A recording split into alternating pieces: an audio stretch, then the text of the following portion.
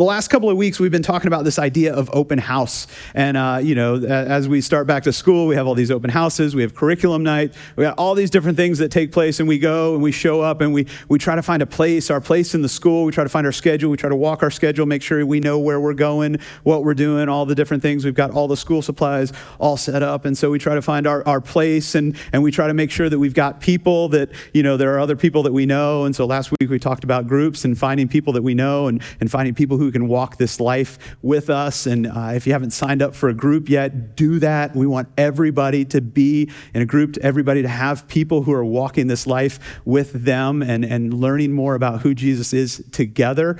So I want to encourage you to do that. And then we really we sign up for clubs. We do all these different activities. We're all looking for this sense of purpose. There's got to be something more than just showing up at school and doing all the things and taking the lessons and trying to figure out, how do I do this? How do I do that? How do I solve for X? And I don't know how. I give up. So, we're looking for this greater sense of purpose. And if I know one thing about you, and I know one thing about me, all of us are looking for a sense of significance. We all want to matter in the world, right? And we do all sorts of different things to matter. We all do all sorts of things to try to have people notice who we are. We all do all sorts of things to try to have some sort of impact in the world. And generally those are positive things. We try to do good things and have people take notice. Sometimes you got that kid in the class that acts out like again, it's a search for significance. They're looking for somebody to acknowledge them, somebody to see them. The same way we often do that as well. Sometimes we choose negative actions in a search for significance. Sometimes we choose positive actions in a search for significance. If we learned anything from early 2000s kind of coming of age stories, we can have significance in the world. If we just get rid of the overalls and the glasses, we can all become the prom king or queen. If we're just in the right clubs, or we do the right things, or we play the right sports, or we go to the right college, and we get the right school loan plan, then everything will be just fine. Right? We'll have a life of significance. And on the other end of that, we find that we get this job and we get these loan payments and we think, this isn't nearly as significant as I thought it would be. And so many of us spend so much of our lives climbing the ladder of success only to realize that the ladder was leaning against the wrong wall. Thomas Merton says it this way, that people may spend their whole lives climbing the ladder of success to find out only when they reach the top that the ladder was leaning against the wrong wall. And he was a monk. He spent a lot of time just thinking about this, just thinking about what it meant to have significance, to have success, for people to notice. It's not about all those things. It's not about those successes. It's not about what kind of car you drive. It's not about having the right job and making the right amount of money in order to buy things to impress people that you don't really like all that much anyway. That's not significance. That's not real significance in the world. And I think as we read the scriptures, what we find is that the most significant in the person ever to exist in the world is Jesus. And when we learn about Jesus, we learn about Jesus' way. What we find is that he invites us to find significance in something completely different than the things that the world invites us to find significance in. Last few weeks, we've been working through what we call the farewell discourse, these last few chapters of the Gospel of John, this time when Jesus gets together with his followers and he sits down with them and he has a conversation with them and they have a meal together and they do all these things together. And Jesus says, these are the things that I really, really want you to remember. 20% of the words in John's Gospel is found in these few chapters. Jesus, the most significant person to ever live, invites us to live in a way where we find something more, where we find something greater, where we find true significance in our lives. Let me share this story with you. It comes from John chapter 13, and I just want us to walk through it slowly because sometimes we skip to the end, and I think we miss the most important parts of what Jesus is inviting us into, because he's not just going to be talking during this. He's going to be acting during this. He's going to be doing something that's very significant, very important. It says this: "Now before the festival of the Passover, Jesus knew that his hour had come to depart from this world and to go to the Father." So Jesus and his first followers are going to get together. They're going to share a meal at the Passover. And if you read the other Gospels, Matthew, Mark, and Luke, what you find out is that Jesus sends some of his disciples ahead of him to set up the meal. He says, "Hey guys, go get the meal together, and I'm going to meet you, and we're all going to get together, and we're going to have this meal together. It's going to be incredible. It's going to be awesome. We're going to be a great time." And if you read a little further, if you read in Luke, Luke actually specifies which disciples it is that Jesus sends ahead to prepare the meal. Jesus sends John and Peter, right? Two of his really close disciples. These guys hang out. They get mentioned a whole lot in the scriptures. He then sends John and Peter to go and set up the meal. So they're supposed to get everything ready, everything together so that they can just show up and have a good time together and celebrate together, and Jesus can teach and he can do all the things that he needs to do. So I just want you to keep that in the back of your mind. Peter and John are supposed to set everything up. The disciples are supposed to get everything ready before Jesus even showed up. The scripture goes on, so they're getting together for this meal, and it says that Jesus, having loved his own, that's those disciples who were with him in the world, he loved them even though they were in the world, even though they had their issues, even though they had their problems, even though they just had all sorts of things going on. He loved them to the end. Now, that word end there in Greek is this word telos, which can mean end, but it can also mean complete or fully. It's the same word that Jesus uses on the cross when he says, "It is finished," or "it is completed," or "it is fulfilled." Jesus loved these guys fully. He loved them so much that he would do all sorts of things for them, and that he would serve them in a unique way, that he would love them in a way that really matters, that really impacts their lives. He loved them fully. And you know what? Jesus loves us in that same way. Completely, fully. Jesus loved them in spite of all of their shortcomings, in spite of all of their failures, in spite of all of the things that we might think keep us from Jesus loving us. Jesus loved those disciples with all their different opinions, with all their different quirks, with all their different eccentricities, with all their different backgrounds, with all their different skills, with all their different abilities. Jesus loved them fully. So they gather together for this meal, and John wants us to know that Jesus loved them, all of them. And then the tone shifts really quickly. It says that the devil had already put into the heart of Judas, son of Simon Iscariot, to betray him. And then, during the supper, so they're eating, they're actually having the meal. During the supper, Jesus, knowing that the Father had given all things into his hands and that he had come from God and was going to God, does something amazing. Now, let's just set the stage again. So they're supposed to get the meal together, these disciples. Supposed to do all the right things. They're supposed to get it all set up. Supposed to make sure that it's just a perfect evening together. You know, all of the husbands who are supposed to plan an anniversary meal already, your anxiety is really high, right? It's supposed to be the perfect evening. You're supposed to have thought of everything. There's clearly something that's not right.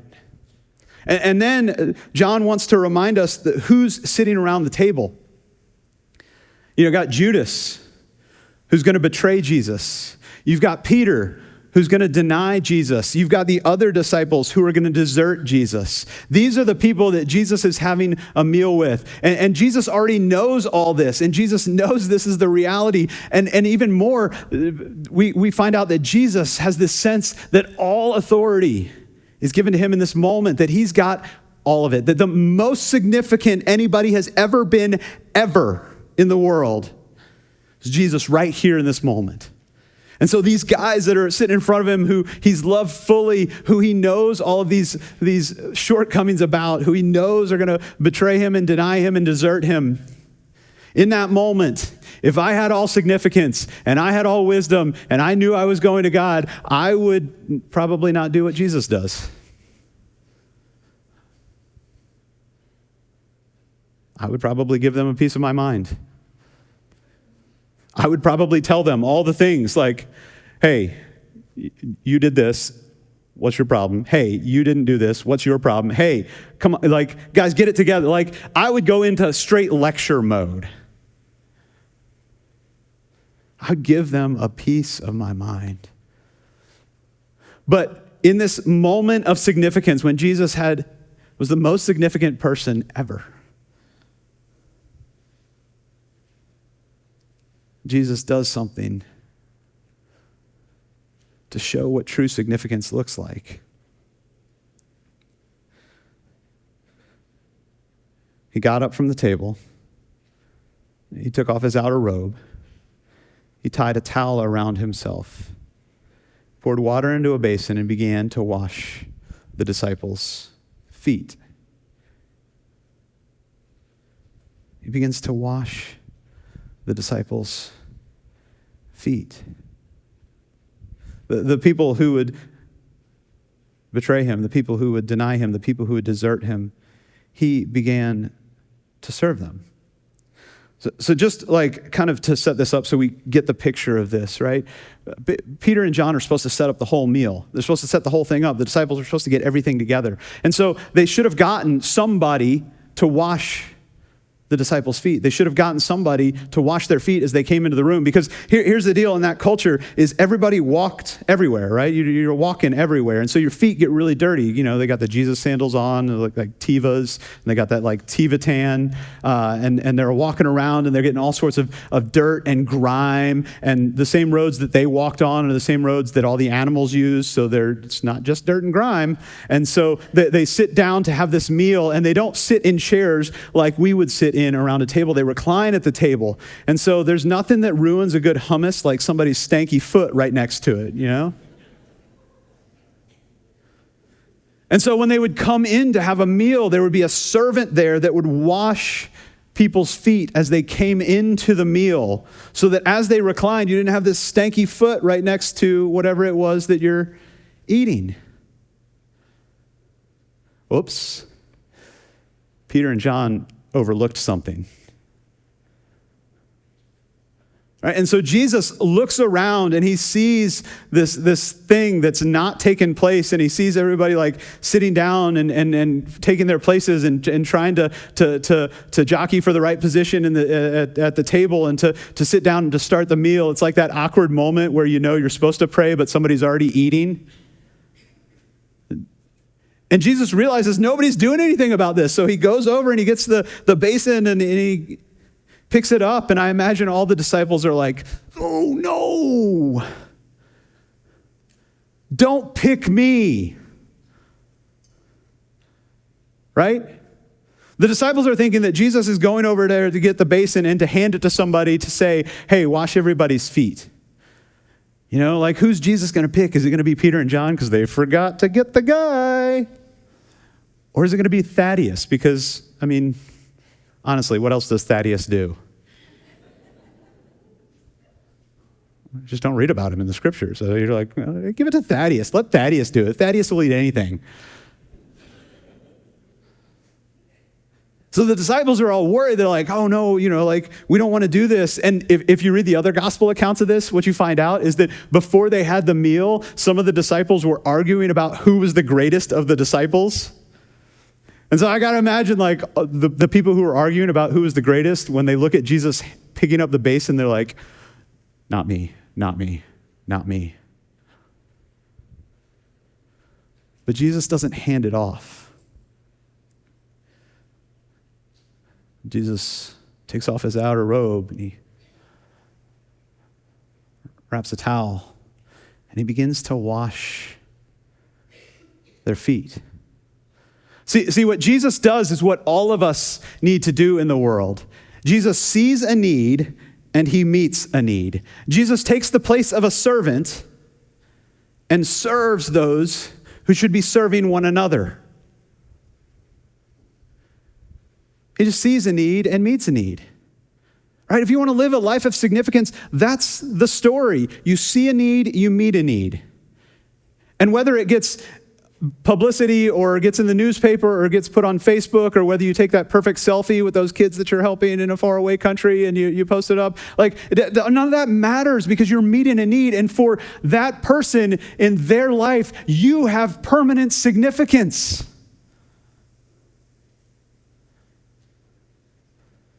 Because you saw a need and you met a need. And that's what Jesus does in this moment. He takes the place of a servant because it needed to be done. It needed to happen. And we get really like, in the church culture sometimes we can get like, we can think about the act more than the action. And we kind of think about foot washing like it's like this thing. You got to wash people's feet. You got to go and do that. Which makes me a little uncomfortable, I'm going to be honest. Like, feet are not my thing. Like, my feet are super ticklish, and so the idea of somebody else touching my feet really makes me uncomfortable. In fact, my wife, like, she loves a good pedicure, and every time she goes to get a pedicure, she always is like, you should go with me. Like, there are lots of guys that go get pedicures, and I'm not judging anybody.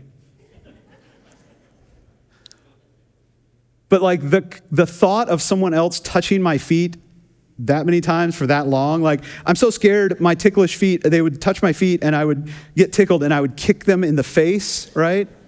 Like this is my nightmare. This is my unfounded reality. But I did at one point, I told my wife, I said like, look, I'm never gonna go get a pedicure with you. It's just not gonna happen. But if I happen to be in one of those countries where they have the little fish that like give you the fish pedicure, like I would get the fish pedicure. So a number of years ago, I was in Thailand when we were doing our doctoral work, and I went into like one of the shops there, and they had the fish that like bite the things off your feet. And so I go in and I pay the lady because I've said I'd do this, and I know they have these at like the mall now. It's not that big a deal anymore, but like back in the day, you had to go to Thailand to get fish to eat your feet. So I pay the lady, I sit down, the fish start attacking my feet, I start giggling and laughing and moving uncontrollably, and the little lady who I had paid is like, sit still, sir, sit still, sir. And finally, like, one of them takes like a hunk out of my foot, right? Like it was like a big one, I guess. And like I kick, and like 3 of the fish fly out of the tank. And so my fear became reality as the little lady kicked me out of the fish foot eating place. Like if you want to think about lowest of the low, I got kicked out of a fish foot eating place. Like, but it's not the act. It's not the foot washing is not the thing. It's the action of seeing a need and meeting a need, of taking a place of service as opposed to our general reality, which is just serve us. Jesus' action moves us from this sense of serve us to a sense of service, to see a need and to meet a need. He gets up and he starts washing the disciples' feet. The story doesn't end there, it goes on. He came to Simon Peter, who was, one of the people who was supposed to get everything together. And he came to Simon Peter, and Peter stands up and he says, Lord, are you going to wash my feet? You're going to wash my feet? I don't think so. Like, sometimes when you read the scriptures, don't you wish Peter had that one friend who was like, hey, buddy, you don't need to say anything right here. Sit down. Jesus, are you going to wash my feet? No, you're not going to wash my feet. Let's get somebody else. What's Thaddeus doing right now, right? Are you going to wash my feet? And Jesus responds to him in such a kind way. Peter, you don't know what I'm doing, but later you'll understand. You don't understand what I'm doing right now, Peter, but later you'll understand, you'll get it, you'll grasp what's going on. There's something bigger happening here, and you need to see it so that you can experience it, so you can know about it, so that you can repeat it. Peter, you don't get it yet, but this is important. What's taking place, seeing a need and meeting a need. This is important, Peter, and I know you don't fully get it right now in the moment. It's like Jesus' way of saying, oh, you're cute. right? Sit down, stop talking, right? And Jesus is so kind about it, like later you'll understand, but Peter's so much like us, or maybe we're so much like Peter. Peter can't let it go. Because Peter is trying to find his significance, his status in something else. And he knows that Jesus has significance and status, so he can't let Jesus serve him. He's got to show out for Jesus and serve him. Like he's got to make sure that status isn't upended in his mind. And so he wants to make sure that Jesus knows that he knows that Jesus shouldn't be doing this. So he goes on. Peter goes on. You will never wash my feet. Whoa, Peter, easy. You'll never wash my feet. And if you read this, there's like this subtle pride in what Peter says. And it sneaks into so many of our lives without us realizing it. Like we start doing things for Jesus as a way to show off for Jesus. And to make sure that everybody else sees us. And Peter's making a scene in front of all his friends, right? I mean, it's recorded in Scripture for all of time. Jesus, you'll never wash my feet. And Jesus says something that really just hangs with me. And I think it should hang with all of us. Unless I wash you, you have no share with me, or you have no part of me. Unless I wash you, you have no part of me. In other words, unless we experience Jesus' serving grace, unless we experience that goodness of God through Christ serving us, which all of us should experience through grace. Like that's what the essence of grace is, Christ serving us, Christ giving himself for us. Unless we experience that, we can't have a part of who Jesus wants to be in our lives.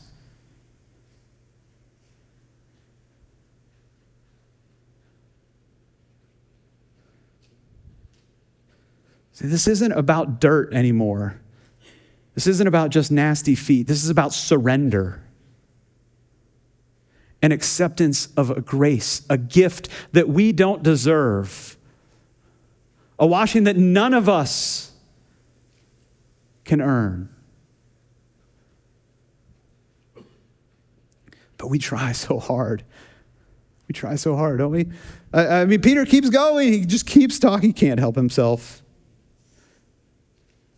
Unless I wash you, you have no part of me. And Simon Peter said, Lord, not my feet then, but my hands and my head. Let everybody get all of me. We got to go bigger. We got to have more significance. I got to show out for everybody.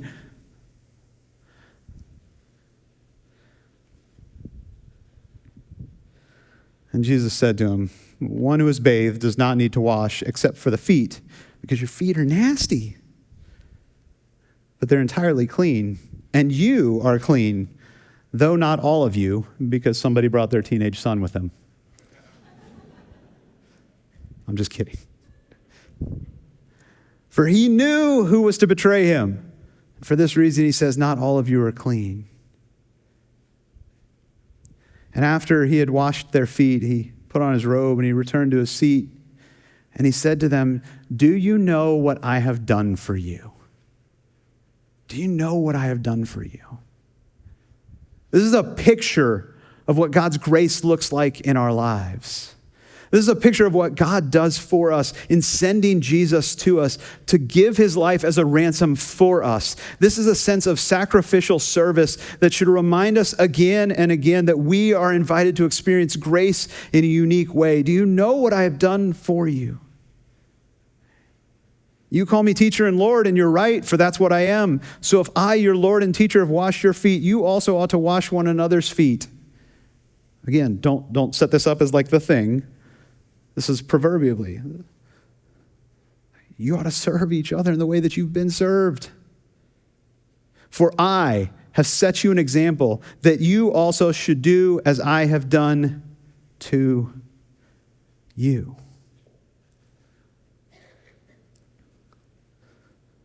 See, I think the thing that we have to remember is so often we're searching for significance out of our own strength. We're searching for this sense of significance. It's really self-serving. It's really kind of selfish in its own way. And when we're selfish, our world shrinks. But when we participate in selfless service, all of a sudden it expands our world and expands the reality around us, and it allows others to experience God's goodness and God's grace. But before we can serve in Christ's name, we have to be served by Christ's grace.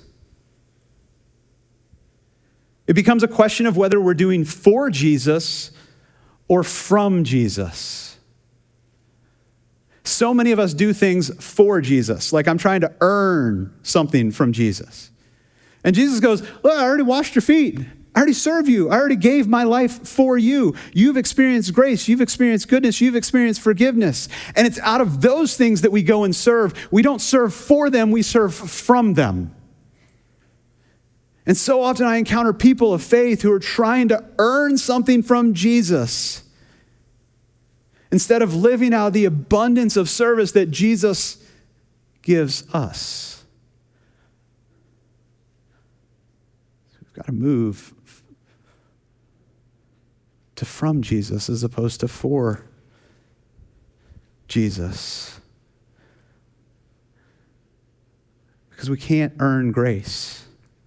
Now, grace is not opposed to effort. Grace is opposed to earning. Like, it still requires something of us. We still got to do something. We still got to respond to that grace that we've been given. But it's from that grace that we serve others. It's from that grace that we do what Jesus did. It's from that grace that Jesus reminds us, this is what I've done for you. Do you know what I have done for you?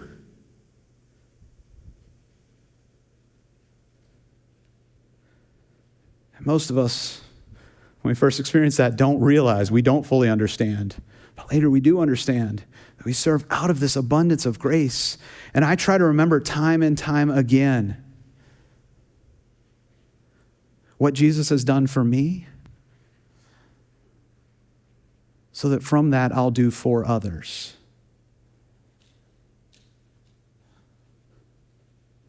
That's the invitation. That's the invitation of service.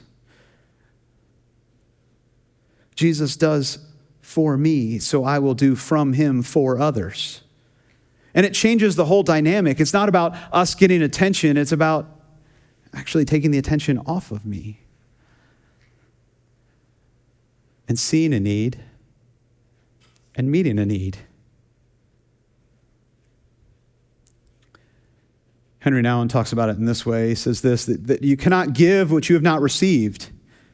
And when we minister, when we serve, we have to be conscious that we are first being ministered to by Jesus. He goes on to say this, that only when we have the courage to be served can we have the courage to serve. The basin and the towel are not, first of all, symbols of our action, but of God's. This is how I find more of Jesus and less of me, is by seeing a need and meeting a need. But by moving from self-serving to serving others. By moving from selfishness to significance through service. By moving from doing things for Jesus to doing them from Jesus. By finding a place where I can see a need and meet a need, and I can serve others in a meaningful way that gives my life a sense of significance far beyond my own life. And we got lots of opportunities to do that. There are lots of different ways that you can do that. Within the life of this church right here on Sunday mornings, I mean, in a minute, we're going to have some folks who are going to join our church. And they say all the time, like when people join our church, they say that you're so friendly, you're so welcoming, and we need people to open the door and to smile and to be nice, to serve others in that way. We never thought it would be so difficult to get people to sit out of worship service to drive a golf cart, but apparently it is. We need people to drive the golf cart, to get people from where they need to go to where they need to go. We need people to rock babies. We need people to serve in student ministry, to remind them that they should not only bathe their feet, they should bathe all of them. Like, this is important. I need people to serve in Grace Arbor. I need people to serve in Parents First Initiative. We need people to serve with all of our community ministry partners, with Nothing But the Truth, with Habitat for Humanity, with Village of Hope, with Sleep in Heavenly Peace. You build beds and move your attitude from serve us to service. There are so many ways to get involved. There are so many ways to see a need and meet a need. But first,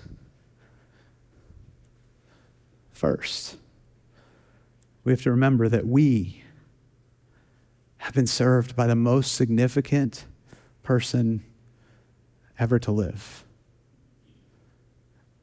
That his grace abounds and we don't have to earn it. We can just receive it and share it. We might see a need and meet a need because Jesus saw our need and met it with his life. So maybe you're here today and you've been walking through some stuff and you feel like you got some dirty feet. And before you decide to serve in some way, you just need to allow Jesus to serve you, to wash your feet, to remind you that you are forgiven and loved and cared for. Or maybe you've been trying to live up to this standard. You've been trying so hard on your own to find significance, and you just need a sense of surrender. You just need to understand what it is that Jesus has invited each of us into. So in a moment, we're going to pray, and then we're going to sing a song. And I want to invite you, if you're in either of those places, just come and spend a few moments at this altar. Come and pray that you might accept the gift of service that Jesus gives to all of us. That out of it, we might serve others.